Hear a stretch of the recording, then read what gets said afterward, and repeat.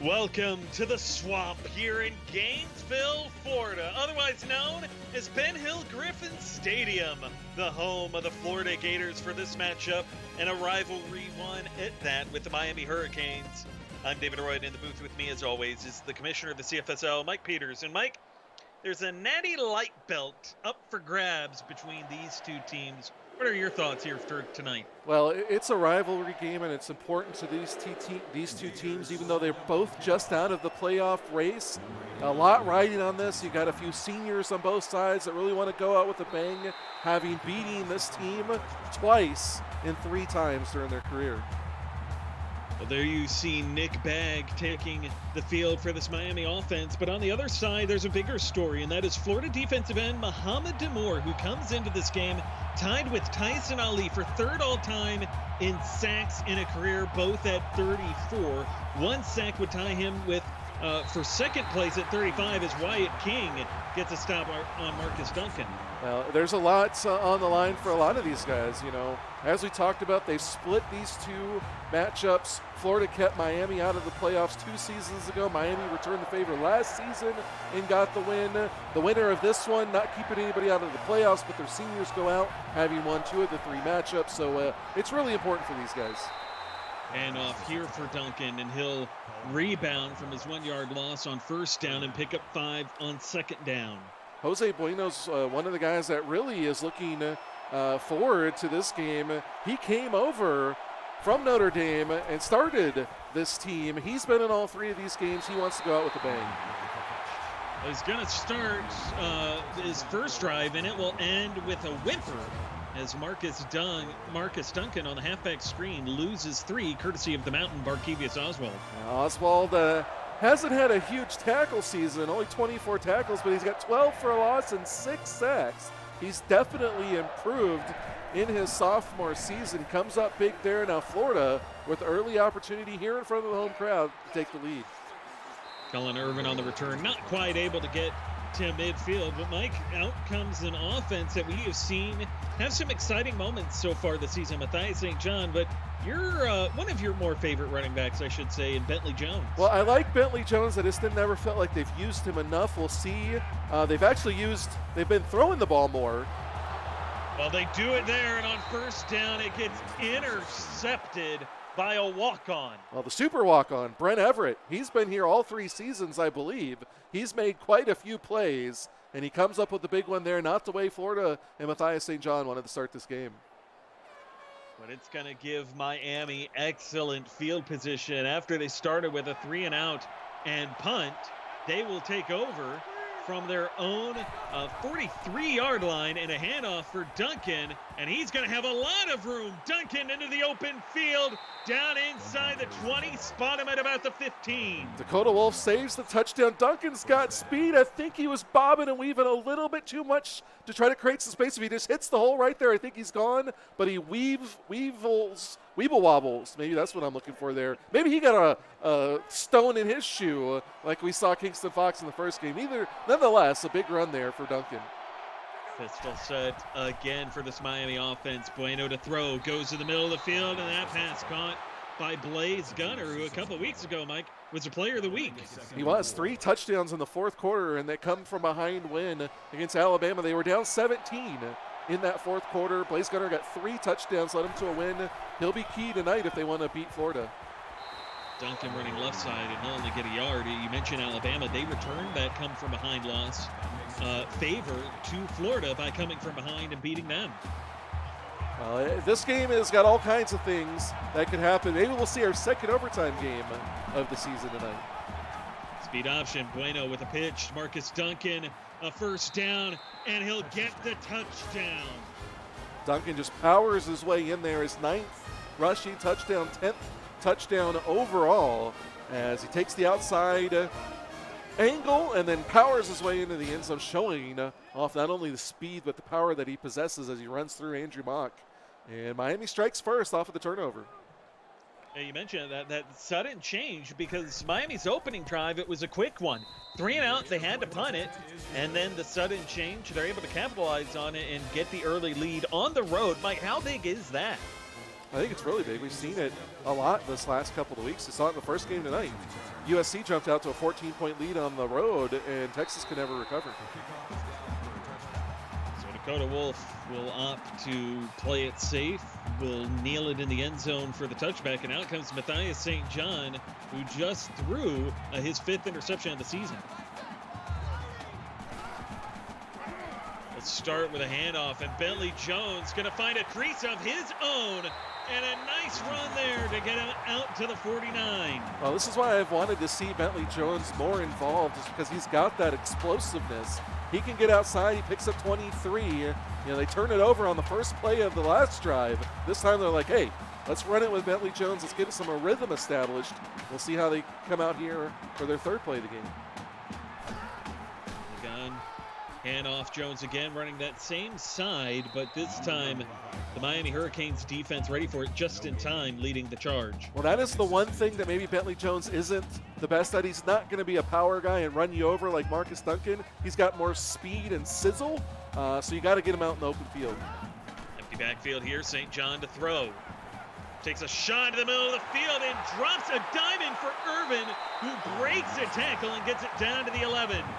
Kellen Irvin's been pretty effective when he's gotten the ball, but he's only got 32 catches and 2 touchdowns rather coming in. But you see, he can be effective. He shakes off a tackle, makes that catch in between double coverage. Great throw by Matthias St. John, and Florida doing a good job of answering back here. And much like you said about Bentley Jones, maybe a case where Kellen Irvin has just not been utilized enough by this Florida offense. They do feed Jones here on a draw, and he gets wrenched backwards for a gain of 2. Well, we've talked about it often. Coming in the last week, Florida was dead last in the league in offense. They're 3rd from the bottom, now 11th in the league. So they haven't had a lot of offense. They'll definitely need to figure that out next season. Halfback screen left side, and an interestingly set up one, but Jones only gets what he got on first down, a gain of 2. And that's a lot of what they've done this season, is they run a lot of read option and they throw a lot of short passes, which has been a part of their problems. They haven't been able to sustain long drives. St. John to throw with the blitz coming off the left edge, and he'll find the tight end Cam Johnson. A rare sighting for him, and only get 4 yards. Well, I'm glad you brought that up. He had 7 catches coming in. You know, when your tight end is only getting 1 or 2 catches a game, not a good sign for your offense.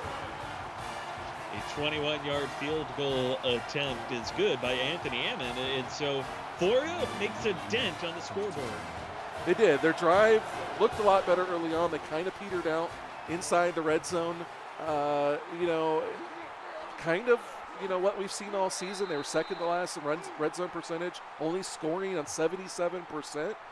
So they did get points, but it was only 3. And, you know, Florida's that team. They started out 3-0. They've gone 1-3 since. They're teetering on the edge of being a team that's ferocious and going to make some noise in the SEC. They haven't figured it out yet. Their defense looks good like they do there. They still need to find a couple more pieces to fit around them. You mentioned just how good this Florida defense looks there, in particular Wyatt King, who got himself into the Player of the Week conversation just this past week. Comes up with his 2nd tackle for a loss. Well, I think Florida is similar to Ohio State, which we talked about last week, having a lot of really good pieces. You know, they got Matthias St. John and Bentley Jones. They got Kellen Irvin. On defense, they've got Wyatt King, Dakota Wolf, and Andrew Mock. So they've got some really good key pieces on both offense and defense. They just got to fill in the supporting cast a little bit better, and they got to improve their coaching a little bit. I think that's kind of held them back a little bit this season as well. Got to find a way to really utilize that talent. As speaking of utilizing talent, there is Nick Bagg, and Mike, his season maybe hasn't quite been what you would have expected. No, 31 catches for 343 yards and 1 touchdown. Definitely not what Nick Bagg has been expecting. A halfback screen there gets blown up, and this Florida defense has got their nose ready for that one. It's another loss here. Well, the turnover helped set up good field position for Miami, and they capitalized. But putting together long drives against this Florida defense hasn't been easy all season. I don't suspect it's going to be easy tonight. This is very well a game that could end up 27-24. Read option keeper Bueno runs into Dylan Wingo on that read option. He'll lose 3. Well, it's interesting, this defensive line. They got a number 5 at one side, number 1 at the other side. You don't see that very often. Of course, number 5, Muhammad Jamour. Dylan Wingo, another senior, only playing 1 season with Florida. The guy you don't hear a lot about, but that is his third sack. Bueno to throw on 3rd and 16. Floats that one left side. Bag unable to hold on, and so Miami will punt. Interesting stat about Nick Bag. He started with 52 catches for 809 yards and 11 touchdowns in his first season with Tennessee in season 4. He transferred to Miami, and his yards and touchdowns have gone down every season since. Cullen Irvin, a decent return there, and it's interesting that you mentioned Nick Bag because, Mike, correct me if I'm wrong, but he is the last of the Tennessee Volunteers. You know, I hadn't really thought about that until just now, but you're right. They folded after season 4, and Bag transferred. Yeah, I don't think there are any former Volunteers still hanging around. Ty St. John with that snap tried to take off and run, but is met with a sack for a loss of 5. That'll bring up 2nd and 15. Well, we talked about this in the first game, the lack of defensive line presence. Not the case here. Miami, granted, they only have 2 3-stars on the defensive line, but they can create some pressure. They also get some walk-ons that can fill in 3-star level players. On Florida, we've already seen all 3 of them get involved. Handoff, Bentley Jones up the middle, and he runs into that super walk-on, Mike. Yeah, Brent Everett. Ben Miller, the AD at Miami, says he doesn't remember Everett prior to the season. Maybe I'm only remembering what he did this season, but he's been really good this season. 14, St. John to throw, 3-man rush. And Mike, the problems all season persist. A short throw and into traffic at that. Well, Matthias St. John's got the opportunity to do what Leo Asiata did this season at Notre Dame. It took him till his 3rd season to really break out. And St. John's had 2 seasons to really find his way in this league. Maybe next season's the season that he breaks out, much like we've seen with Asiata this season. And Griffin Jelkic at that. Well, Griffin Jelkic in his senior season, and he obviously broke out last season to a degree because he won a title, but he's really put on Offensive Player of the Year type performance this season. So, yes, there are some quarterbacks that come out of the gate, like Matthew Denny and Gage Youngblood, who look great starting out. And then there are other quarterbacks like Asiata and maybe St. John that it takes them a few seasons. And so we'll see. You know, it would be nice for Florida to start with a really big game out of St. John. So far, we haven't seen it. Pistol set here for Bueno, and a handoff for Marcus Duncan. Finds a crease in an open lane, and he will get it out across midfield to open up this series. Marcus Duncan's another one of those guys that would really like to end his season with a bang. He came out of the gate storming. 170 yards and 2 touchdowns in the opening game against Notre Dame. Didn't see 100 until just last week against Clemson. And Mike, and it's a point that we didn't really bring up in the first game night, but one that is fair here is Duncan gets lit up by Wyatt King, is that the players on both teams would like to get some recognition at the end of the season and awards and All-Americans. Well, that is possible. I think they all want to win more than anything. The really important piece, and maybe this is playing more in the favor of Miami than anything, is if they win, they can finish 4-4 and drop Florida to 4-4. So maybe Miami got a little bit more riding on this game. Duncan with the carry there, and he'll run into the wall. That is Wyatt King, held to a 2-yard run there. Well, don't tell Wyatt King that this game matters more to Miami, because he's already got 5 tackles, 3 for a loss.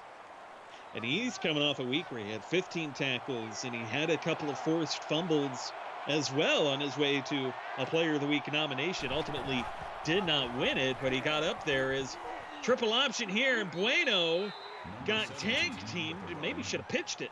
Well, it got too late for him. By the time he turns inside and you see the 2 defenders, I think it's too risky to try to pitch it there. I think he did the right thing. They held onto it and took the first down, and you keep the drive going. Down to the 30 here. Pistol set for these Miami Hurricanes. And a handoff. Duncan right up the middle. A big crease for him. Down to the 10. Well, this is kind of the Duncan that we saw in week 1 against Notre Dame, where they won 34-13. 170 yards and 2 touchdowns in that game. And, much like we saw Kane Robinson in the first game tonight, Duncan looks like he wants to end his season with the bang. Unfortunately for him, his season ends tonight. Kane Robinson gets to continue on. Jose Bueno going to give it to Duncan, running outside to the right, tries to cut back inside, but into the arms of Andrew Mock, and he's out to a 4-yard run. Duncan's already got 97 yards rushing here in the first quarter. He's in tune for a big game. I like what he did, though. He tried to take Mock on head first. He's got that power. Mock just got the better of it. Seventh play of the current drive, and it's a run, which has been the case for every play of this drive. But there he runs into Mount Oswald and held for no gain. Talked about it a lot. Defenses get tighter inside the 10. There's not as much room to operate. And right now, Florida's showing that. From the gun on 3rd and 7. Bueno, 3-man rush. Going to try to take off and run, and Barkevius Oswald is there to sack him. There's talk that Barkevius Oswald, who left Michigan as a transfer to come to Florida, maybe he's not happy. Maybe he's playing for the transfer portal. He's having himself quite a night here, at least in the first quarter. Oswald with the sack and drives Bueno backwards, and so Miami will call upon their field goal kicker, Rigby Bronson, the left footer, to try and put this through from about 28 yards out, but he will not snap it to end the quarter, and so our score remains the same, 7-3, with Miami leading the way to end the first. You're watching the CFSL on PX1 Sports on YouTube Live.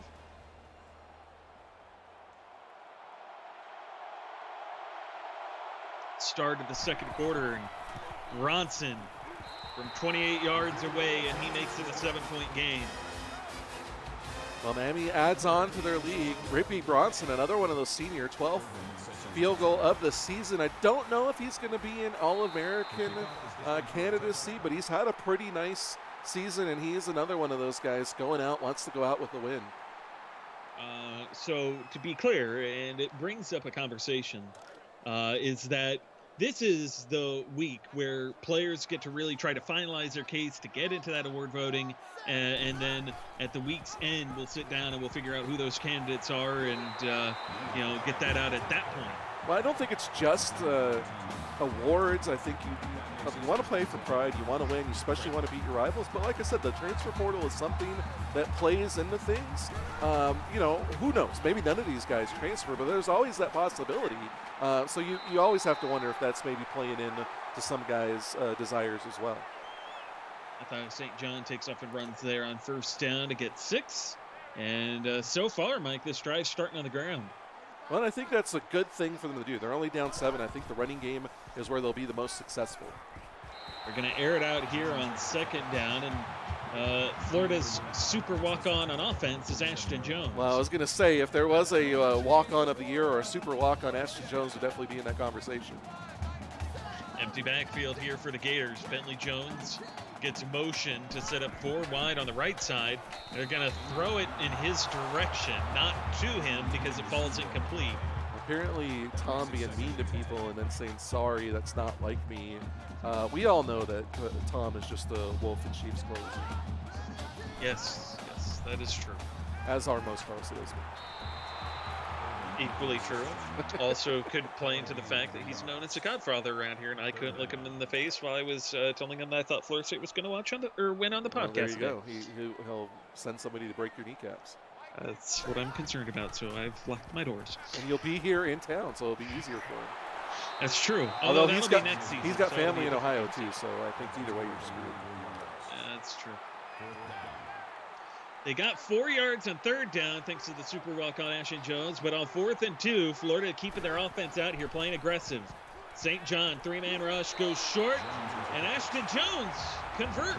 You're living dangerously because you put a little bit too much air under that. I know you didn't want him to drop it, but you almost created a situation where he was more likely to because he's getting hit almost at the same time he's catching it. This is set, hand off, Bentley Jones got pushed into the back of his offensive lineman and just fell over. It's a result. Well, that clip could go on that sniper video that you've seen out there where it's just all these different random things. The guy's falling over like it looks like they got shot. That would definitely fit on that video. Yeah, the sniper strikes again. That's right. It's a set, St. John with a blitz in his face, goes short this time for the tight end Cam Johnson. His second catch of the night. Well, I mean, at this pace, he's going to double his season total. 3rd and 4. Florida yet to convert on 3rd down here tonight as the tight end Cam Johnson comes in motion. St. John looking, Throws right side. Irvin got led out of bounds a yard shy of the line to gain. This is just what Florida's been doing all season long, is they run plays that go short of the first down marker, and it's a big reason why they stall out and their offense has sputtered so much. Anthony Amon going to attempt a 43-yard field goal from the right hash, and he delivers. Well, he's another guy that's having himself a nice season. That's also his 12th. Both he and Rigby Bronson came into the game 11 of 15 field goals, and they've now both converted. Actually, that's the second field goal for him, and so now he's 13 of 17 on the season. Been pretty effective for Florida when they have needed him. And Mike, as you mentioned, their red zone struggles this season. He's been called upon fairly frequently. Well, quite a bit. You know, not only do they find themselves on a lot of third down opportunities, they were only converting at a 44% clip, which is tied for ninth. Surprisingly, Miami's converted at a 45% clip, and that was tied for fifth. Great option keeper. Bueno running left, cuts back inside. Not quite able to get the first down, but he gets close.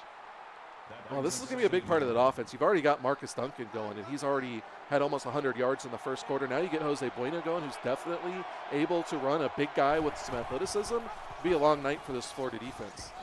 Great option keeper again for Bueno, and the big strong quarterback gets 8 yards this time on the carry. 6'5", 245. He is not a little man, and like I said, he's got some athleticism. He can run you over. He can run past you. He can make you miss. A very special quarterback that it's been a privilege to call his games for 4 seasons. And off Duncan to the inside, trying to work his way left, gets across midfield and was still trying to get back on his feet, but the Florida defense quickly put the kibosh on that. But it does put him over 100 yards here tonight. Just doing what works, and Wyatt King, he's doing all he can, getting in there, but Miami too powerful right now. And off Duncan running right, cuts back inside, and a stiff arm will get him down inside the Florida 40. Well, part of me wants to call it right now and say Marcus Duncan's going over 200 yards, which I know that's not a big stretch considering he's got 112. We have seen teams sputter in the second half, but I mean, Marcus Duncan is playing like, oh my goodness, like a guy that's going to the hospital after that play.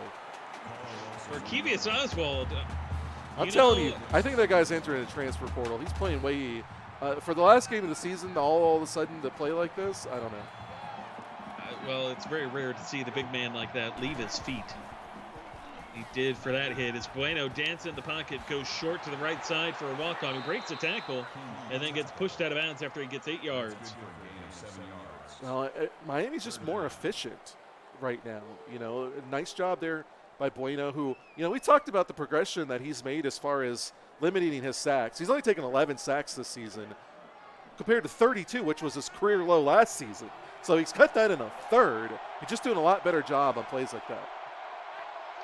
And part of that, Mike, you could say, has been helped by the fact that this guy got added in Marcus Duncan, who racks up 13 there. Well, that's true. He did throw the ball 70 less times coming into this game than he had last season. That plays into it, but it's not a third. Definitely progression, but yes, Marcus Duncan has definitely helped this offense. And again, they've got some good pieces to build on that. Great option keeper. Bueno forced to cut back to the inside here, and he'll get 7 yards with that carry. You know, Miami's got Blaze Gunner, who they found in the transfer portal during the season. That was a great find for them. They got Marcus Duncan. Obviously, they're going to have to find a quarterback.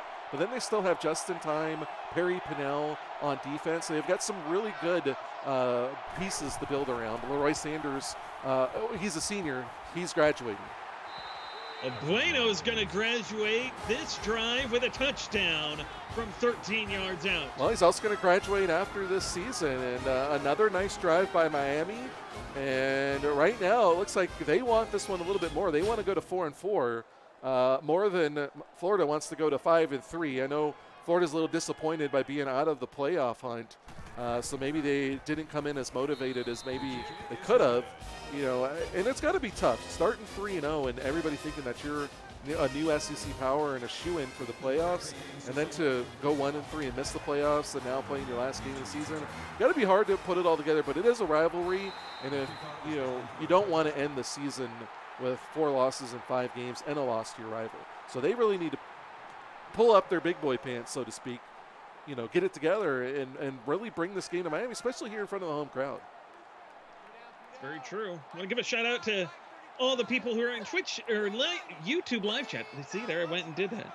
who are tuning in tonight, and we want to remind everybody to like and subscribe if you have not already, and hit that bell icon so that you can get notified when we go live. Everybody tuning in tonight, of course, being Rick, Hex, Ellie, Flame, Jacob Schneider, Wolf Mode, Mike Lewis, Ben Miller, Devin Davis, Georgia Fan, Matt Pack, Tom Pence, and anybody else I might have missed.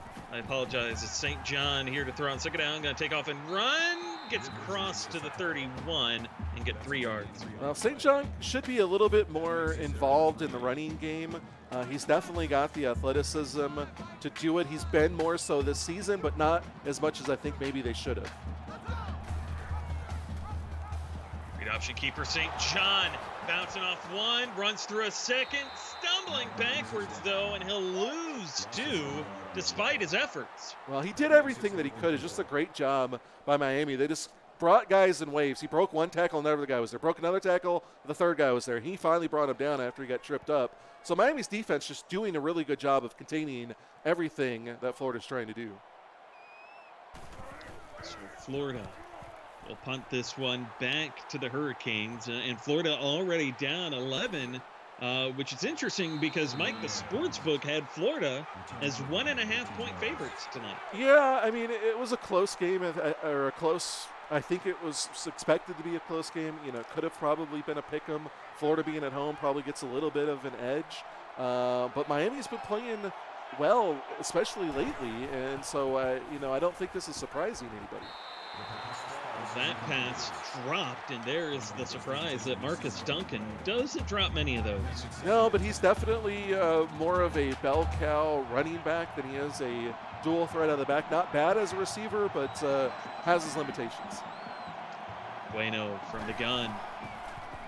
Draw play here, and Marcus Duncan going nowhere as the number 1 on the Florida defense, Dylan Wingo, stops him. Well, Dylan Wingo, he's trying to go out with a bang. Only spent 1 season here at Florida, but he's apparently enjoyed it and wants to make his mark, maybe move up the draft scout leaderboards.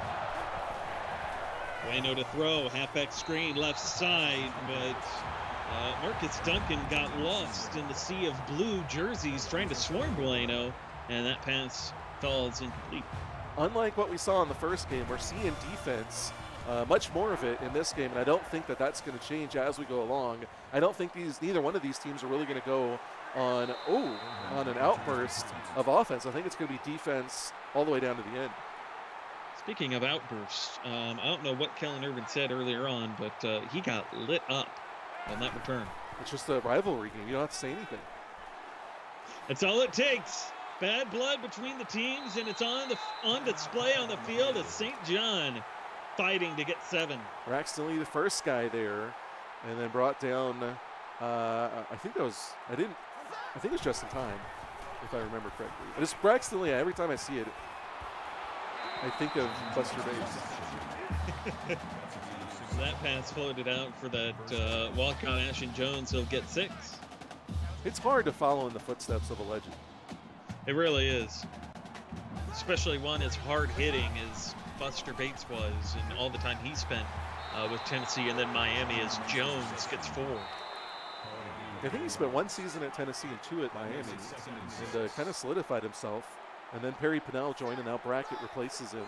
But Braxton Lee comes in with the same number, and it's hard thinking that he's not out there. Long throw there, and St. John connects with Ty Patton, who shows his ability to keep the toes in bounds. Well, yours and Matt's favorite route, a corner route, and thrown there, led outside, and a great job on the catch there by Patton, who going with a little bit of the old school face mask there. Florida. St. John in the gun, 4 wide, trips top the screen. 3-man rush, and St. John's going to run. Lowers that shoulder to pick up 7.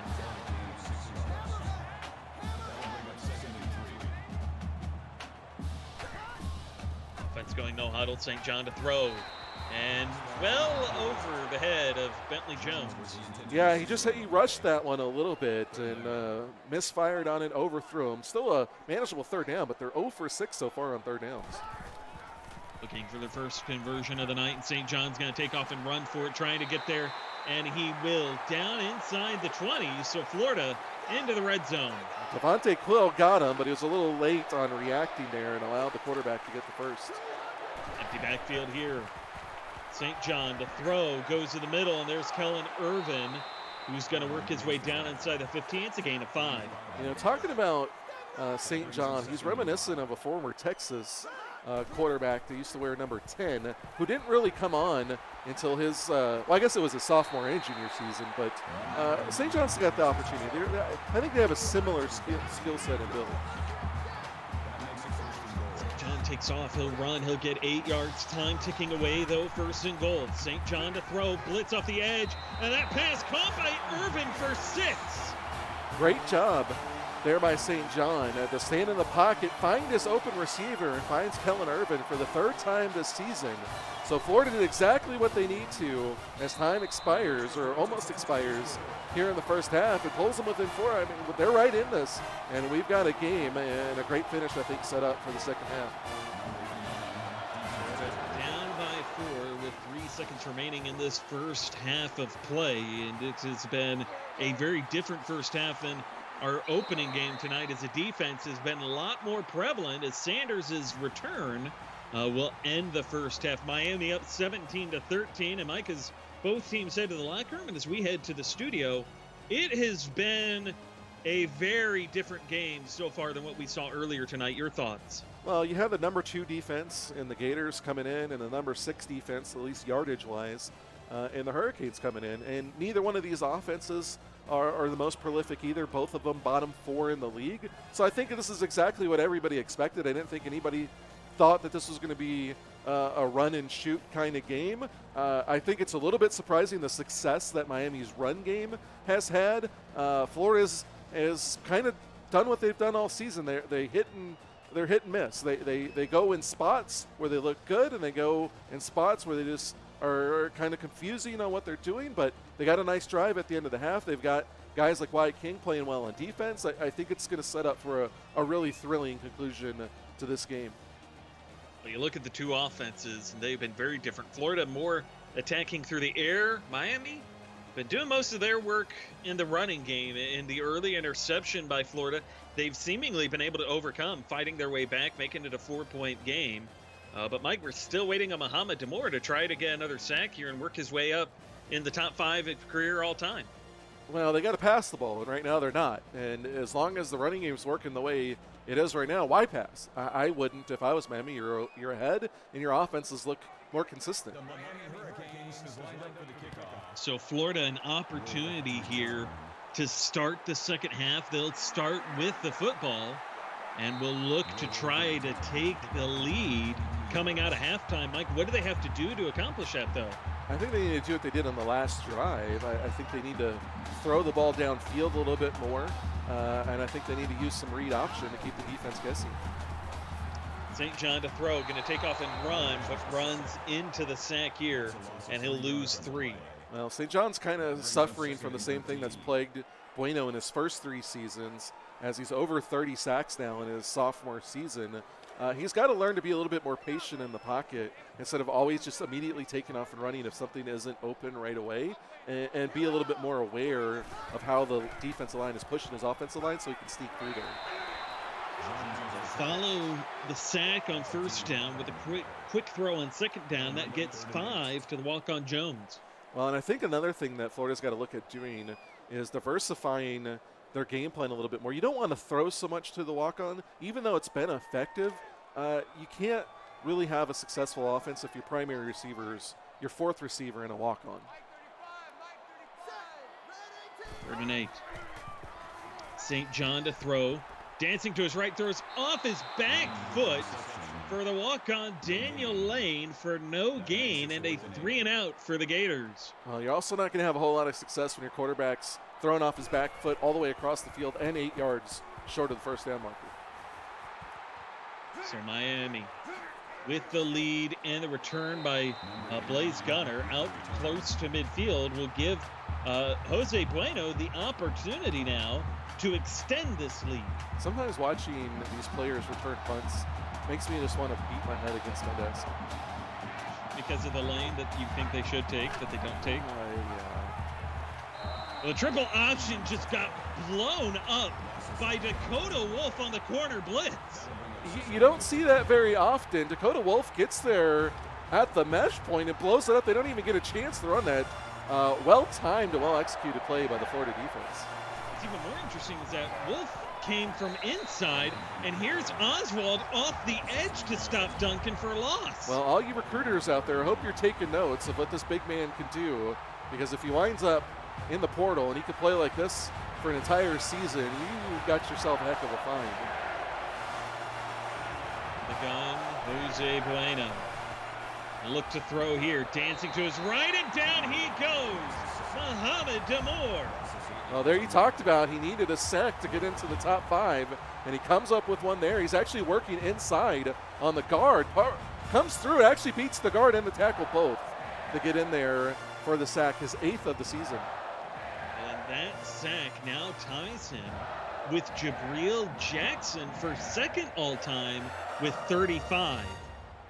Yeah, that's an impressive accomplishment for a guy that, you know, now he's in 3 seasons of sacks that are 7. Wow, they dropped the punt. The muff punt by Irvin, and then he gets blown up. Well, yeah, and he gets hit hard like that. That could have been another fumble. But Irvin recovers and actually holds on to it. But, yeah, Damour, you know, his season or his career, even though he led the league in sacks last season with 13, he went 6, 8, and then 13, and now 7. So it wasn't like he's been getting 10 every season. He's just been very consistent throughout his career. And moving in the 2nd all-time, like you said, with Jabril Jackson. St. John on the read option keeper, able to battle his way forward and gets to 12 yards and the first down after the 48.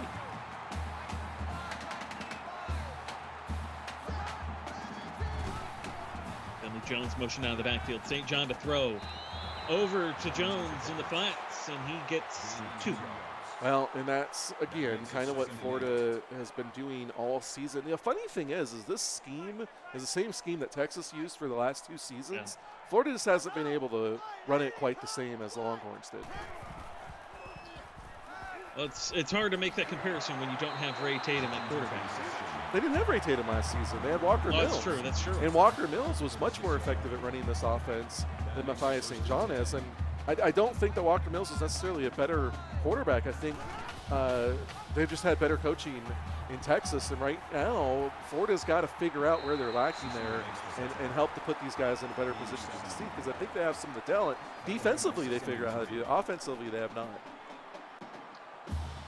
And so basically what we're at this point saying that Florida is getting their offense figured out away from being a playoff team. Oh, I think so for sure. I think their offense is the only thing that's kept them. St. John with a long run for 6, and Florida takes the lead for the first time tonight. Give me more of that. Matthias St. John gets in with his 6th rushing touchdown of the season. And I think if he would have been doing more of that this season, I think they'd be more effective. Bentley Jones still not getting as involved as I would like to, but if you get St. John going, then Jones opens up some opportunities. And if they can do this more, they're going to be in a good shot. Their defense is where they need to be, although they're going to have to replace Mohamed Damour, which is not going to be an easy feat. But if they can do that, and they can add a couple of more pieces and figure out the offense a little bit better, I think they can very easily keep the same scheme possibly next season. If they do, I think it's possible for them to be successful. We've seen it with Texas. Their coaching staff just has to figure out what they were missing that Texas was doing better. It's interesting you bring that up because you talk about the defense. As I look at the defense, obviously you talk about Mohamed Damour and Dylan Wingo. Another contributor is that linebacker, Fernando Rivera. Yeah, he's graduated. He is graduating. He's kind of been the unsung guy on this team. 25 tackles coming in, which is actually 3rd on the team. You just don't hear about him a lot, but yes, he is playing his senior season as well. Bueno going to take off and run the read option keeper. Ran over Andrew Mock, still on his feet. Bueno in a foot race, breaks free of Rivera, still fighting down to the 12. Jose Bueno, I'm telling you, he does not want to lose this game, and he wants to end his career on a note. We all expect that he's going to continue his career at the next level, and he's trying to do everything he can to make a statement. He's had probably, I mean, depending upon how you look at it, his best season as far as pocket presence and awareness. Obviously, they haven't got it going a whole lot, even though they added Blaze Gunner, so maybe that's going to be a knock on him a little bit, but he's definitely shown a lot of heart and fight in this game. Duncan outside to the right, and he'll work against Wyatt. King there to get 5 yards, but a big play there puts Miami all the way down inside the red zone. Well, Wyatt King already with his 10th tackle now, and he's got 3 for loss, so another game much like last week that he had. Now we'll see if he can stay in the player of the week conversation. Fernando Rivera steps up. We talked about his contributions. There's his first of the night, and it's Duncan going backwards. Well, it took 2.5 quarters, but we start talking about him, all of a sudden he starts making plays. 3rd and 7 as the Gators try to get the home fans involved, help the defense. Bueno, left side, had Andre Woodard all alone, but let him out of bounds. Woodard, another senior, only 1 season here in Miami, but just not a great pass there. I think that was too late in the progression for Bueno, and then he led him a little bit too far outside, but Miami still gets the field goal to tie it up. 23-yarder at that, and with just under 3.5 minutes of play here in the 3rd, we're tied at 20 apiece. Well, I think we need to get some more people here in this, watching this game and active in chat, because despite these teams both being at it, it's a rivalry game and they're both playing like it. A lot on the line, and especially when you consider the fact that, Mike, at one point, Florida was down 17-3. Yeah, they've definitely done a good job of battling back, and they've done it a lot with their running game, which is what I think they need to. They have also done it with some really good defense, which they've shown all season. And now we'll see, with the game tied, can they put another drive together and take a 7-point lead and then have their defense get a stop? St. John out of the pistol. Has to get it out of his hands quickly, but he finds a walk-on lane who gets 4. I mean, I guess, I've said this before about this offense. I know you're trying to keep the defense guessing, but you've got a stud back there, Bentley Jones, much better than what Texas worked with at halfback. You got to find out how to use it. St. John trying to take off a run, got caught up on Bentley Jones, who was in pass protection, and Pat Snyder comes up with the 8-yard sack. Well, I think Bentley's been a little frustrated because he just stands in the way of his quarterback there. He was coming, trying to block the end there, but he gets in the way of St. John, and now it's going to bring up a long 3rd and 14. Bentley Jones taking out his play-calling frustrations on his quarterback. Here's St. John, because that's going to help. They set up the halfback screen, and St. John gets sacked. Well, Justin Time gets through there, and just really good job. Time was coming, and I think St. John was a little worried. It didn't develop quite as quick as he wanted to, or the defense maybe developed a little bit quicker than they wanted to, and so he wasn't quite comfortable throwing it. I think he hesitated a little bit. He probably should have just thrown it away because there was nobody down there to defend it, but he winds up taking the sack, and now great field position here for Miami. Blaze Gunner fielded that from the Florida side of midfield and then brings it back to the Gators' 35-yard line, where Jose Bueno is starting the pistol. 2 tight ends to the right and a handoff for Duncan going to that side, cuts up field, and Marcus Duncan gets 7 yards to begin their 9th drive of the night. Well, that's a great job by Duncan. King goes outside, and he thinks he's going to take it outside. He cuts back in just at the right time where he got the block, and he was able to get more yards up the middle. Speed option, Bueno the pitch, Marcus Duncan the crease to get it down inside the red zone. Bueno, I think, just playing a little bit better right now. I think the Miami offense is playing a little bit better, and the Florida defense. So you got both of the better performing teams on the same side of the ball. And off Duncan, runs into a wall, and then a huge hit dished out by Mock. Well, King gets there first and sets it up, and then Mock comes through and finishes it and just leaves his feet to drive his shoulder into Duncan and hold him just the 1 yard. It's almost like Andrew Mock was mocking Marcus Duncan with that hit. Dad joke. I know. I hope you're not going to come down here and turn into a father. Not the plan. Bueno taking off and running, and he was planning on 6, and the Florida defense was not going to let that happen. Well, Bueno is telling the Florida defense, who's your daddy? From the 5. Bueno to throw. Short, and that pass intercepted. A leaping effort by Andrew Mock. Well, Mock said, Bueno, I am your father, as he dives in front of that one on May the 4th. And may the double fours be with you, as Mock picks it off an impressive interception. Now we'll see what the Florida offense can do. Going to come out with a goal line set from their own 4-yard line and give it to the fullback. And they have Bentley Jones back there. Yeah, the offensive coordinator of this team needs to be fired. I'm sorry. I can't hold it back any longer. Don't mean to laugh, but that one struck me as pretty funny. The gun, here's St. John to throw, goes over the middle, and there's Kellen Irvin into the open field. Well, if they would do that more consistently, I'd retract my statement. They're just not doing it enough. They've got a great talent out there in Irvin, and they're kind of underutilized. And much like we've seen with Cope at USC, was underutilized at Alabama last season. Irvin's kind of the same. They can utilize it more. They just haven't been. I think this team's got, the ability to, be what we saw in the first 3 weeks. They just can't get out of their own way sometimes, I think. St. John pump left, goes short back right, but that pass dropped by Ty Patton and incomplete. Bubba's Karaoke, also known as Georgia fan, says that the fullback has a cool name. Lane? No, Quentin Payne.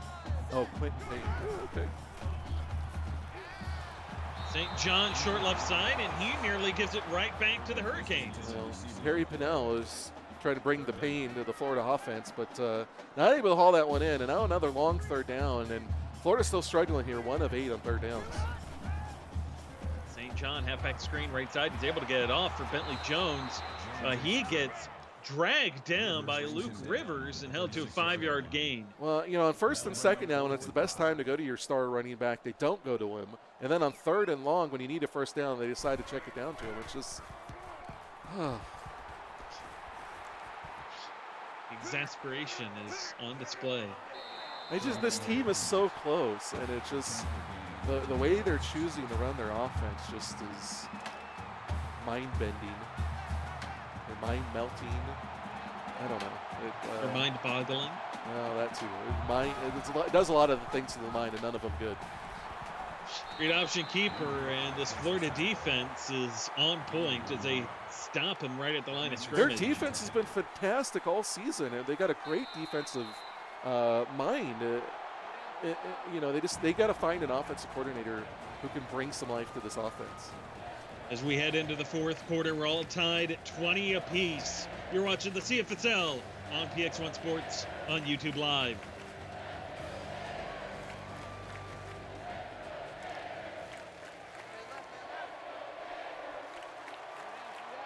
Start of the fourth quarter, and Miami in possession of the football on the bubble screen left side and working his way back inside into a flattening hit was Blaze Gunner. Well, it was executed well. They got the nice block on the outside for Bag. Gunner gets a lane, which is what you want for him, but just a great job there by Mock. He was like a heat-seeking missile, and he destroyed his target.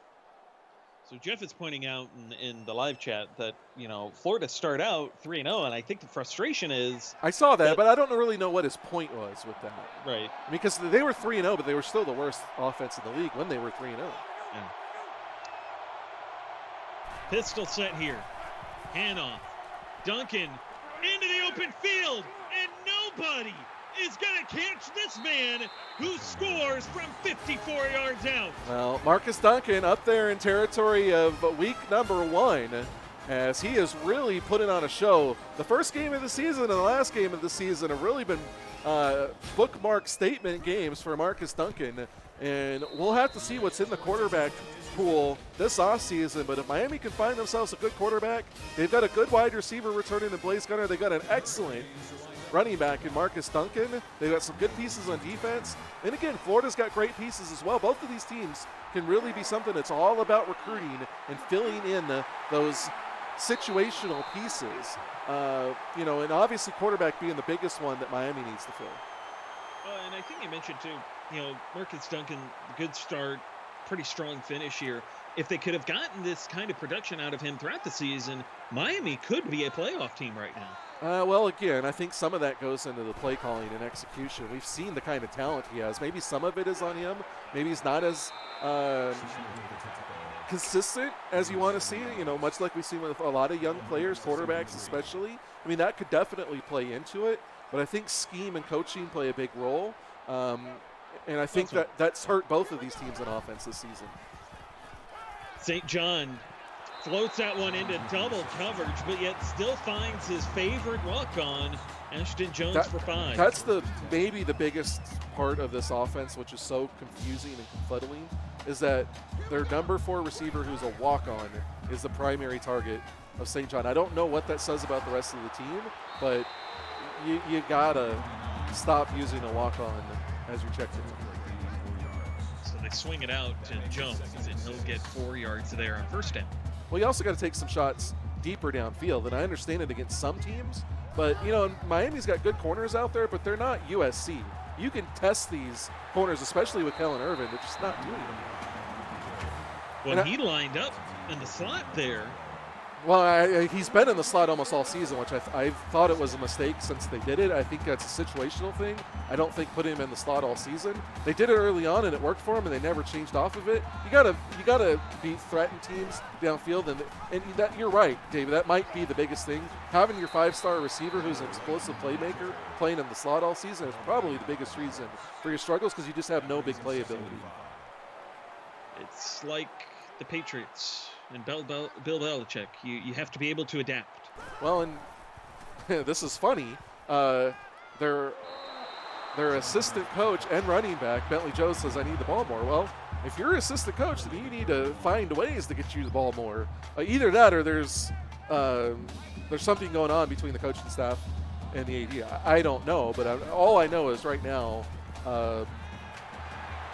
as we like to say in the Call of Duty community, mistakes were made. That pass complete to Irvin as he reached back behind him. 8 catches, 95 yards for him, as he is second receiver in the trip set to the left, as St. John on the read option keeper gets 9. Well, and this is just a testament to the talent that they have out there. Even though their offense has been so inconsistent and inefficient at times, they're able to stay in games like this all season. They're at least going to finish 4-4. They could finish 5-3, and it's like, just you get a little bit better on offense, man. What could this team do? Well, you see plays like that. Jones ran into his own offensive lineman and a defensive lineman and pushed them both forward for the first down. Yeah, again, both of these guys in the backfield are really good if they get the opportunity. Well, St. John wishes he could have that one back. Threw a wide receiver screen into the back of his receiver. The funny thing is, it's almost like they don't have confidence in St. John passing, but yet he's been averaging over 300 yards a game down the stretch. And while they've been losing, now part of it's probably because they've been behind, but it's like, okay, we're not confident enough in him to throw it downfield, but we're confident enough to let him throw it 30 times a game. I don't know. I don't know. We need answers, as was pointed out in chat. Well, St. John's got an answer for Miami's offense right here. A touchdown run from a yard out to tie it up again with 4.5 minutes of play. St. John is definitely a different quarterback than Scott Fountain, but I think what Florida would have been successful at doing all season is using the read option, much like Florida has this season, or much like Nebraska, rather. And I think that would have been their best path for success, and then using Kellen Irvin as a deep shot downfield like Nebraska does with Bryant Dynasty. But that's not what they've been doing. And, I don't know if that's what they try to do next season. Who knows? But I think that was their mistake this season, is they didn't play to their strengths. And I think in this league you have to do that. Nebraska's done that this season. Look what they're doing. They are maybe the most feared team going into the playoffs. And they've played to their strengths. They realize that Scott Fountain is not an air-it-out quarterback, and they don't have the receivers to do that. Florida has great running ability at quarterback, excellent running back, but they just haven't really committed to using them as much as I think they should have, and I think that's played a big role in this 1-3 stretch that they're in. And off here for Marcus Duncan, runs left. Wyatt King, another big hit.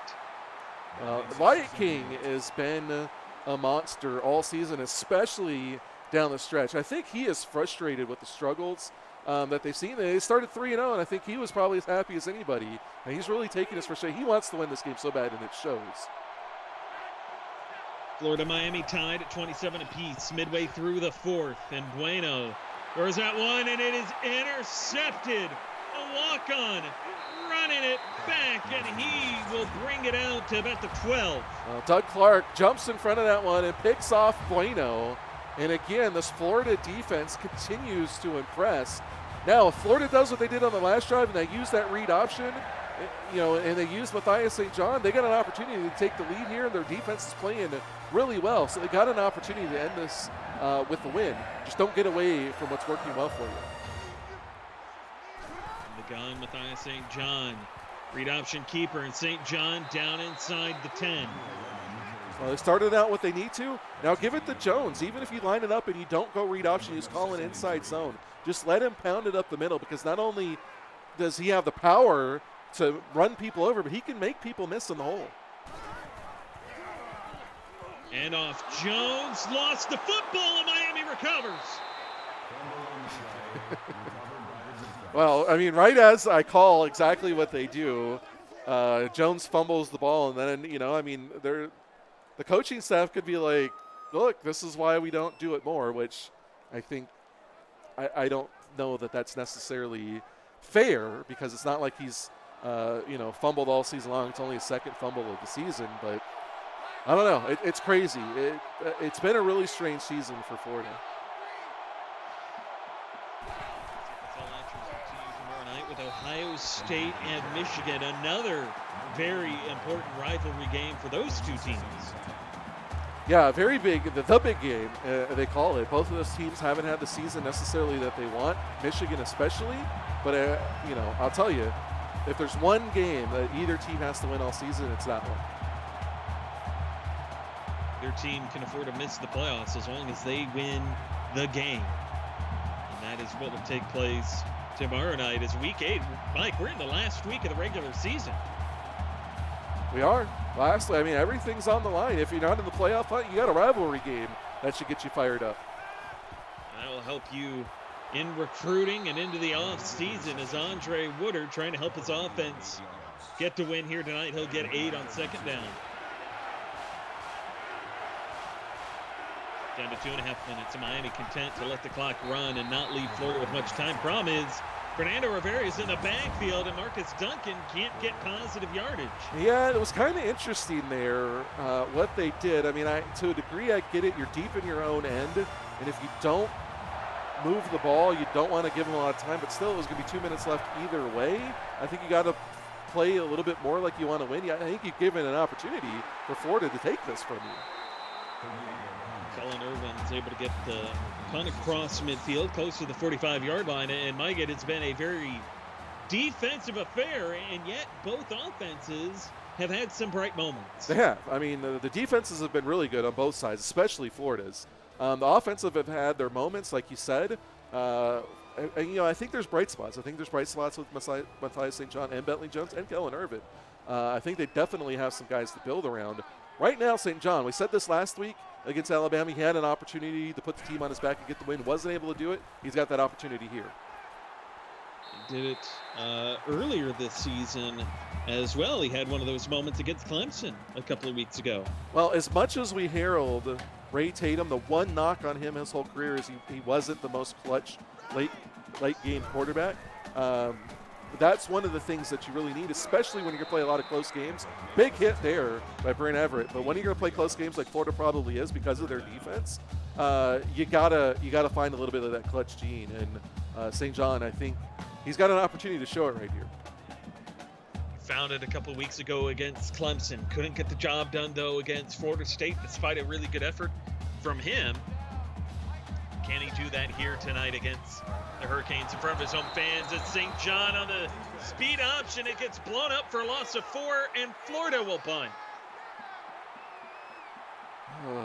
Merrill, what is up? I don't know. Jeff says, yo. Merrill is one of the original PX1 sports members.